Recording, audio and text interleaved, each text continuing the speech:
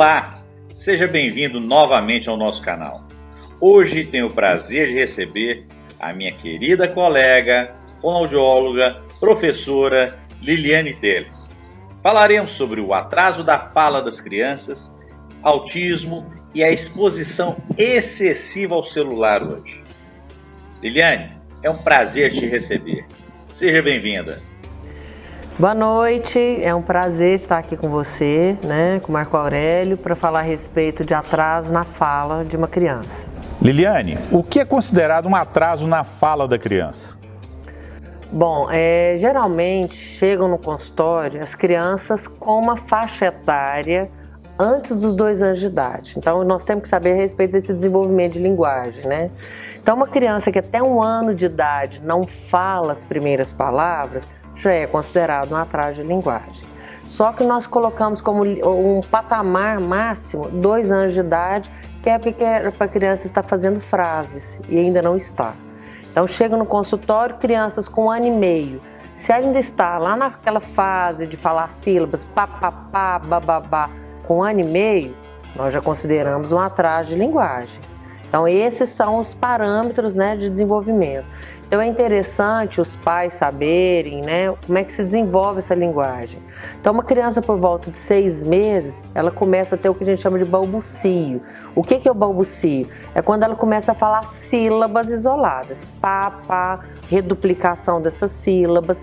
Com o tempo, com as experienciações, por volta de 9 meses, ela tem uma fala semelhante a uma fala estrangeira. Então ela está conversando com você, ela fica abadá, badá, badá, ainda sem significado. Isso ocorre por volta dos 9 meses. Por volta de 1 ano de idade, a criança começa com a aquisição das primeiras palavras com significado. Então, muitas das vezes, ela pode falar uma palavra associado a esse jargão, que seria essa fala estrangeira. Então, tem toda uma entonação, ela fala pá, pá, pá, pá, pá, mamamã, dá. Então, ela está começando a falar com você. Por volta de 1 ano e meio, a criança já fala as primeiras palavras associadas a gestos. Então, papai, que é o que a gente chama de holófrase. Então, é um outro marco importante da gente saber. E por volta dos 2 anos de idade, a criança está começando a falar, juntar 2 palavrinhas para formar frases. Então, se chega uma criança com 1 ano e meio, que está lá com aquelas características do balbucio, já é considerado um atraso de linguagem. Então isso é uma coisa importante, por quê? Porque muitas das vezes os pais demoram muito a procurar, Então vão procurar por volta dos 3 anos. Muitas das vezes, infelizmente, por orientação até dos pediatras. Não, vamos aguardar um pouco, vamos esperar um pouco. Ou da própria família que fala, não, meu filho falou com 4 anos, vamos esperar. E não é apropriado essa espera, Porque a criança, ela tem os marcos do desenvolvimento. Quanto mais a gente espera, nós podemos estar protelando esse desenvolvimento e protelando, inclusive, a intervenção fonoaudiológica. E quais são as possíveis causas desse atraso de fala? Bom, chega as crianças para a gente no consultório, nós temos que fazer um diagnóstico diferencial. Então, existem algumas causas, possíveis causas de um atraso na fala da criança. Primeira coisa, surdez. Então a criança pode ter uma surdez, que é interessante. Toda vez que chega, a gente pede para fazer uma audiometria, nós solicitamos, encaminhamos para o otorrino para ver se faz essa audiometria, na tentativa de quê? De eliminar fatores. Então, se a criança tem uma audição normal, ótimo, vamos para as próximas causas. Tem as causas neurológicas também. Dentro dessas causas neurológicas, nós temos os atrasos, os transtornos motores de fala, Que aí entra a praxia, o atraso motor, a disartria. Nós temos casos de autismo também, que entram dentro dessas causas neurológicas. E existem causas idiopáticas, simplesmente a criança tem um atraso do desenvolvimento, um atraso normal, que é aquela criança que sabe tudo, que entende tudo, mas não consegue se expressar. Então isso é muito comum de acontecer também. O que é você falou sobre apraxia de fala. O que é uma apraxia de fala? Bom, a apraxia de fala, na verdade, é um transtorno motor, é o mais conhecido dos transtornos motores da fala, onde a criança tem uma dificuldade na programação do movimento. Eu costumo falar que está tudo aqui na cabecinha, ela entende, só que na hora que vai mandar comando para a boca, então a palavra-alvo é copo, aí ela fica ensaiando, sai pó ou sai ó, ou sai ó, mas não sai os sons, né, que ela, como se diz, os sons-alvo que ela queria tá utilizando naquele momento. E é um problema neurológico? É um problema neurológico, muitas das vezes não consegue se fazer um diagnóstico com ressonância, com exames clínicos mesmo médicos. Então, na verdade, nós vamos fazer por uma avaliação fonoaudiológica. O fonoaudiólogo é o profissional capaz de estar fazendo esse diagnóstico de apraxia na fala. Então, a criança ela tem tudo para estar falando, mas ela tem dificuldade na programação motora da fala. Então, geralmente, ela tem inconsistências nessa fala, ela omite as consoantes, fala mais vogais do que consoantes, e também tem uma dificuldade na prosódia, aquela fala meio que robótica, dentro desse quadro de apraxia da fala na infância. E o tratamento fonoaudiológico consegue corrigir totalmente isso? Não. Se for diagnosticado no início? Nós temos vários casos de crianças que chegam pra gente com todas as características dessa apraxia da fala. Então a gente faz um checklist, né? Então isso é a primeira coisa que a gente faz. Então se a criança se encaixa nesse checklist, tem todas as características, nós temos graus de severidade dessa apraxia da fala. Então isso vai depender da inteligibilidade da fala. Quanto mais ininteligível, ou seja, menos dá pra gente entender a fala dessa criança, maior o grau de apraxia, né? Então a gente faz esse grau justamente pelo critério de inteligibilidade da fala. As crianças que chegam pra gente com esse diagnóstico, muitas das vezes, não é tão fácil assim a gente fechar o diagnóstico, principalmente se a criança tiver menos de 3 anos de idade. Por quê? Porque você precisa fazer algumas provas e a criança não tem maturidade motora para estar executando essas provas antes dos 3 anos de idade. Então, nós propomos muitas das vezes a questão de uma terapia diagnóstica. Então, ela está ali no checklist, tem todas as características, mas não dá para eu fechar o diagnóstico de apraxia. Então, eu vou fazer uma terapia diagnóstica. Então, dependendo do grau, né, dessa apraxia, desse critério de inteligibilidade, nós vamos ter muita melhora. Mas tem algumas crianças que têm um grau mais severo e nós não vamos conseguir uma fala característica de uma normalidade, né? Então vai sempre ter alguns atrasos, algumas características meio peculiares da apraxia na fala dessa criança. Então vai depender do grau. Agora já chegaram algumas crianças que têm um diagnóstico de apraxia inicialmente e você vai vendo que o desenvolvimento dela é de um jeito que daqui a pouco a fala está normal. Será que ela teria um quadro de apraxia? Muitas das vezes pode ser um quadro mais leve, né? Mas, ou se não, os outros quadros de transtorno motor, porque tem um diagnóstico diferencial dentro disso daí. Mas as crianças, quanto pior a inteligibilidade da fala, mais difícil desse desenvolvimento e da fala ficar próxima ao normal. E a apraxia, geralmente ela vem sozinha ou muitas vezes vem com outros problemas junto? Muitas vezes vem com outros problemas juntos. Nós estamos fazendo agora, eu estou fazendo parte de uma pesquisa da USP relacionando as síndromes à apraxia da fala na infância. Então tem várias síndromes associadas à apraxia, dentre elas a síndrome de Down, né? Então as crianças com síndrome de Down, muitas delas que não falam, a gente pensar por que ela não fala. 65% delas têm quadro de apraxia da fala na infância. Essa seria a causa desse atraso de fala numa criança com síndrome de Down. E dentre outras também, tem várias crianças com quadro de autismo associado à apraxia da fala na infância. Então a gente pensa, a apraxia vem isolada? Ela vem isolada, mas é mais raro. Geralmente ela está associada com alguma outra síndrome, sendo as mais comuns essas, né, que eu citei. E o atraso motor da fala? Você falou também sobre atraso motor da fala. No atraso motor da fala, a criança tem as características semelhantes da apraxia, mas ela tem dificuldade na execução motora. Ela não vai ter tanto problema na prosódia, na entonação da frase, né? Então, no caso da apraxia, a gente vê que aqueles erros são mais inconstantes. No caso do atraso motor da fala, são os erros mais constantes da fala. Então, ela geralmente troca os mesmos sons. Já na apraxia, não. Então, tem hora que ela fala bola, tem hora que ela fala pola, tem hora que ela fala cola. sempre para a mesma palavra-alvo. Já no caso do atraso motor, os erros são mais constantes e ela tem menos dificuldade na prosódia. Você falou também sobre disartria. O que é a disartria? Bom, a disartria é uma característica das crianças que têm geralmente problemas neurológicos, nos casos das paralisias cerebrais. Então, as crianças com paralisia cerebral geralmente têm disartria, onde ela vai ter dificuldade na respiração, vai ter dificuldade na fonação, na ressonância, na deglutição.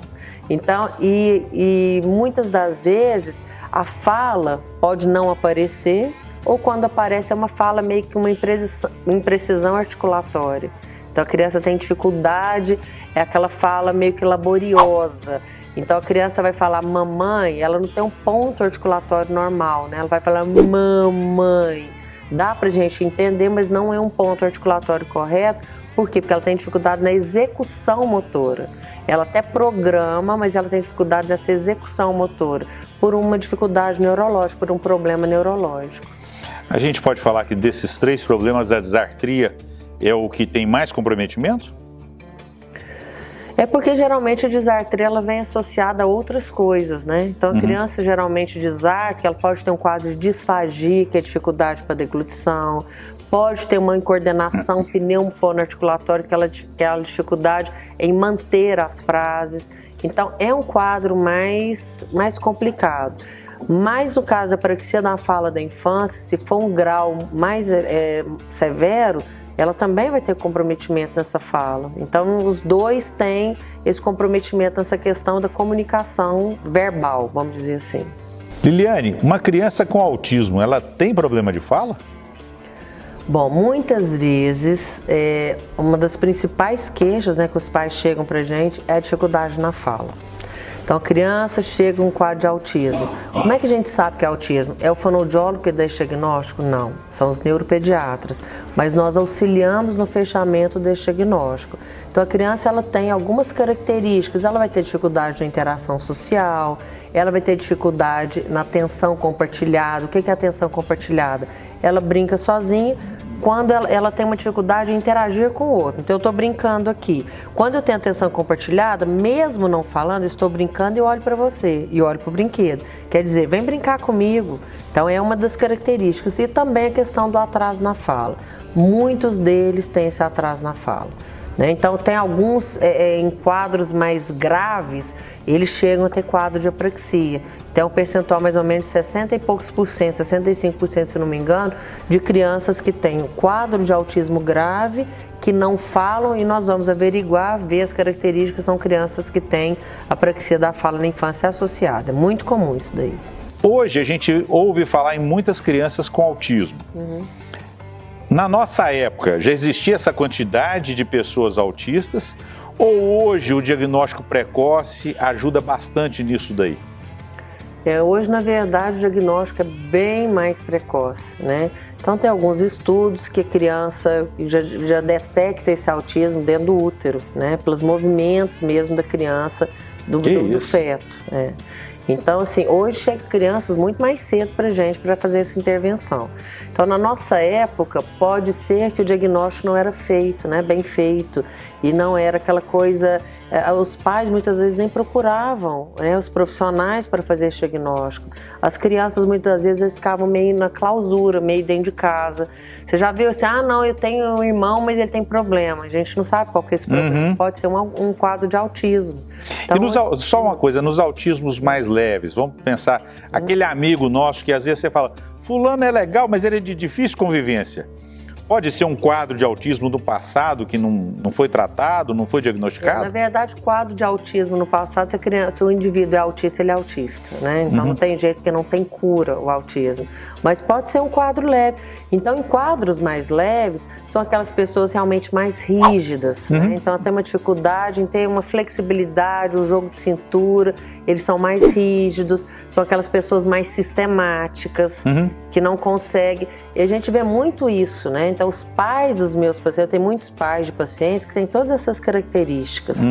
São pessoas super inteligentes, são pessoas, mas têm essa dificuldade na interação social, vamos dizer assim. Mas será que essas crianças não aprenderam com os pais serem dessa forma?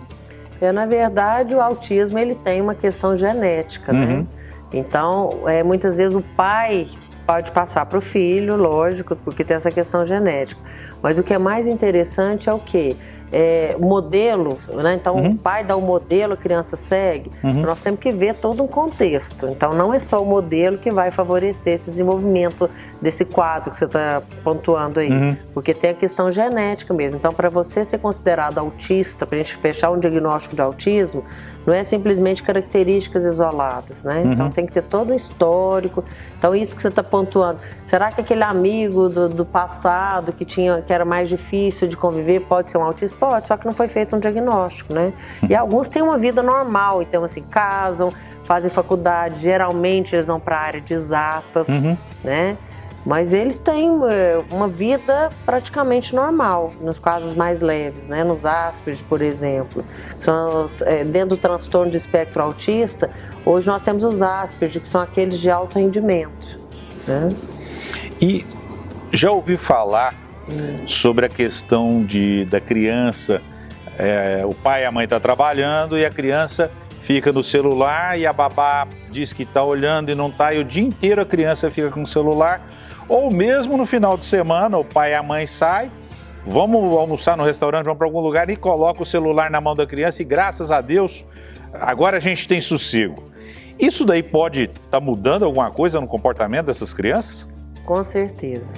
Eu falo muito que hoje, né, em decorrência da pandemia, o que aconteceu? Muitos pais fizeram home office, né? Só que para fazer home office com criança é mais difícil. O que eles vão fazer? Eles vão deixar a criança, geralmente em televisão, em tela, em exposição de tela, durante muito tempo ao dia. Então já chegaram vários casos para mim de crianças com um diagnóstico de autismo, com essa dificuldade na interação social, mas por quê? Em decorrência disso, como ele não tem com quem interagir, né, o humano mesmo, a pessoa para interagir, ele vai interagir com a tela, ele tem essa dificuldade em olhar para o outro. Muitas das vezes a gente pede para esses pais fazer o que a gente chama de dieta de tela. Vamos fazer uma dieta para ver se tem resultados. E os resultados são muito satisfatórios. Então essa exposição excessiva à tela faz com que a criança tenha uma dificuldade nessa interação social. Tem até o Dr. Hélio van der Linden, que é um neuropediatra bem famoso aqui em Goiânia, excelente, bastante estudioso, que ele pontua isso, né? Que é a questão da morte dos neurônios sociais. Então, essa exposição à tela, principalmente em idade mais precoce. E hoje, nessa pandemia, está chegando muitas crianças pra gente. Para mim, é aquela geração da pandemia, infelizmente, né? Vai ter aquela geração, que são aquelas crianças que nasceram, que era para estar desenvolvendo por volta de 1 ano de idade. Então, a pandemia ela ocorreu mais em março de 2020, né?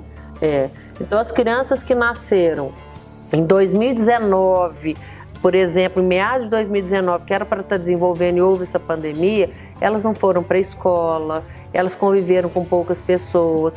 Eu tive um caso agora de dos pais que estão em uma fazenda, então tem o pai e a mãe, a criança só convive com o pai e com a mãe, eles ficam de máscara o tempo inteiro e a criança tem 2 anos e meio e não fala nada.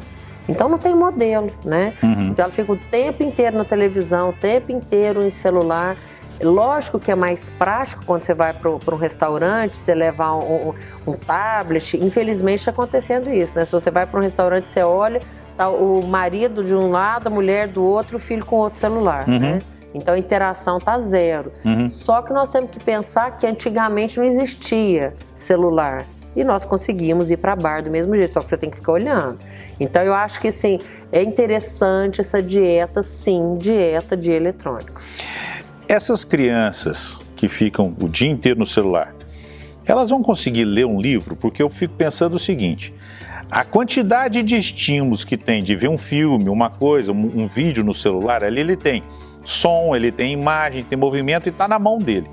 E o livro é sem graça. Se você pegar o livro, você tem que ler para conhecer uma história. Já existe algum estudo nesse sentido? Agora, eu desconheço isso, mas eu entendi a sua pergunta, né? Porque a riqueza é muito grande. Qual que é melhor? A competição, né? Exatamente. A competição desleal. Né? A competição desleal. Na verdade, o que acontece? As crianças em idade muito pequenininhas, né? Quando elas pegam uma tela, um celular ou mesmo um tablet, elas não concluem aquilo ali. Elas só ficam passando. Então a ansiedade é tanta que aí ela passa isso daí para o dia a dia. Então são crianças que não conseguem fazer uma atividade com início, meio e fim. Elas já querem chegar no fim. Entendeu? Só um comentário sobre isso, sobre as redes sociais. Eu achava interessante o Facebook. Aí falaram para mim, Facebook já não é a moda mais, o negócio é o Instagram. Aí eu olhei e falei, não, mas o Instagram é sem graça, quase não tem informação, é quase só foto. Aí esses dias eu descobri o TikTok, que não tem nada escrito, que é só vídeo e 30 segundos. Você passa aquilo ali, quer dizer, é uma riqueza e uma pobreza ao mesmo tempo. Porque são informações pequenininhas e várias. Você não presta atenção, você não foca o tempo todo em uma coisa só. Exatamente. Isso eu acho que vai fazer uma bagunça. Num homem de 50 e poucos anos como eu, não. Mas numa criança, vai bagunçar um pouco o cérebro dessa criança, não? Na verdade, o que eu fico pensando? Nós somos de uma geração que a gente tem um pouco mais de flexibilidade. Então nós conseguimos esse TikTok, o Instagram, o Facebook, mas a gente também consegue ler um livro, nós conseguimos coisas do passado, do presente e também do futuro. Nós temos maior flexibilidade. Essa geração de hoje vai ter muita dificuldade. Então eles são meio que engessados, né? Tem uma dificuldade nisso daí. Então, realmente é uma competição desleal, né?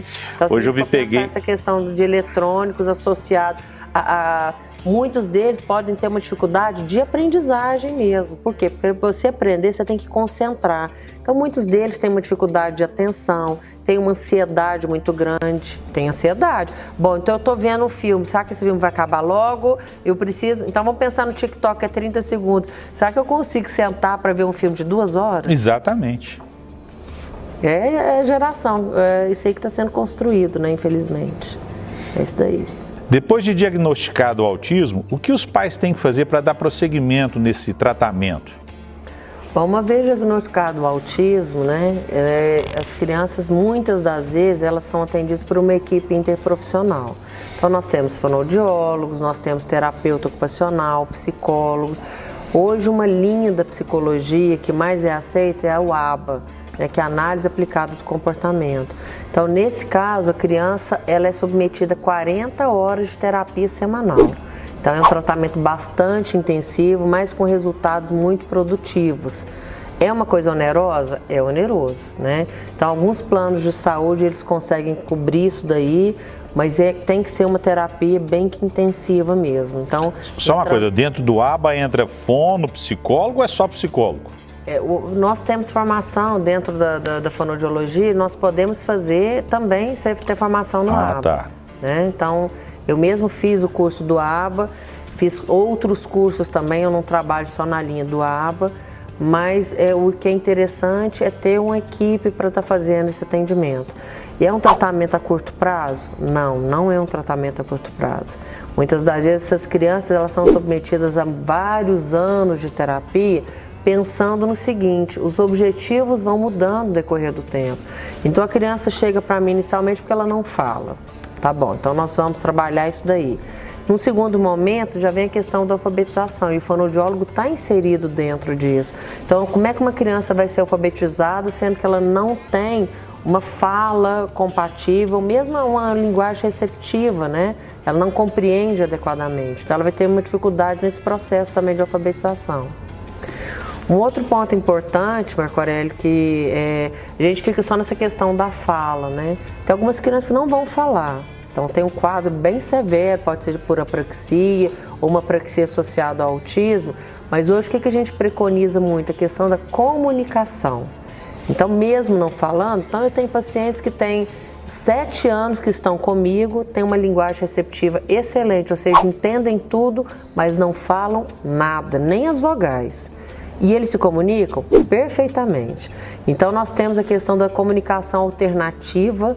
Então nós temos vários softwares, né, vários aplicativos que podem favorecer esse processo de comunicação.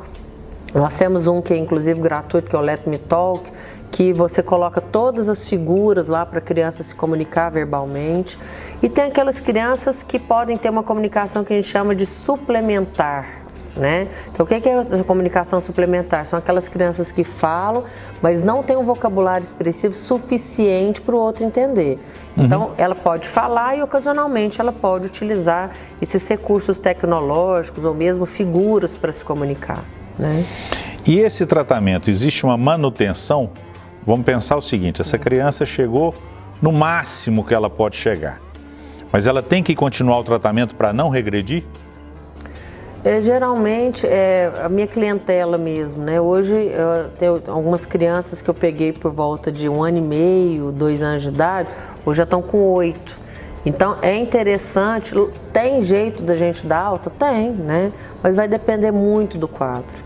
Então tem aquelas crianças que são mais graves, que tem que ter essa manutenção sim, porque pode regredir? Podem regredir, com certeza. Liliane, me conta a sua história na fonoaudiologia. Bom, na verdade, Marco Aurélio, eu nem queria ser fonoaudiólogo, nem sabia o que era fonoaudiologia. Entrei na faculdade, né? E aí fui vendo o que era. Bom, na época eu tinha uma irmã que era repórter, tenho uma irmã que é repórter, mas eu queria muito trabalhar na área de voz. Sua irmã Lília Teles, da Globo. Exatamente. E aí eu não trabalhei, nunca trabalhei com voz, né? Só na época da faculdade mesmo, nos estágios, e fui sempre para o lado de paciente especial. Então, inicialmente eu trabalhei com a professora Cristiane Taniguchi, numa clínica, logo fui chamada para Brasília, num centro de ensino especial. Lá eu trabalhei com todas as crianças, uma experiência maravilhosa. Voltando de Brasília, eu fui para a Sociedade Pestalozzi, no Renascer, onde eu fiquei 6 anos trabalhando com estimulação precoce. Nessa mesma época eu passei no concurso da faculdade, né, da PUC, e entrei na faculdade com 24 anos. Comecei a dar aula, foi uma experiência maravilhosa. Agora estou afastada, né, por assuntos... Interesses particulares. Interesses particulares, exatamente. Na verdade, o consultório não está te dando tempo para você dar aula. Exatamente. Nessa época da faculdade, eu fui durante 9 anos coordenadora do curso de fono, então uma experiência maravilhosa também. E agora, nessa época também eu trabalhei com paciente com queimadura de face e pescoço. Eu falo que eu trabalho nas áreas onde ninguém quer trabalhar ou nas áreas mais difíceis. Na verdade, você foi pioneiro em Goiás nessa área, né? Maravilhosa. Então, essa foi uma experiência. Nós abrimos, inclusive, um ambulatório lá dentro da universidade para atender esses pacientes com queimadura de face e pescoço. Só que depois eu fui para outro lado, né? Então, hoje em dia, a minha clientela é mais voltada para o lado de crianças com atraso de linguagem, autismo, apraxia da fala, disartria. Então, eu estou mais voltada para essas crianças com atraso de linguagem. Liliane, eu queria te agradecer muito a sua presença.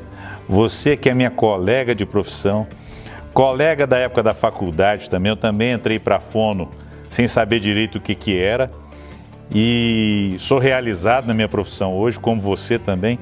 Então é um orgulho eu ter você aqui, a primeira fonoaudióloga a dar entrevista pra gente. Que ótimo. E lembrar aquelas épocas nossas, né, de pegar o ônibus pro campus. Exatamente. Hoje melhorou um pouquinho, não melhorou? Melhorou, com certeza melhorou, com certeza. Muito obrigado. Grande beijo, como se diz. Nós estamos ainda na época da pandemia, estamos juntos, mas separados.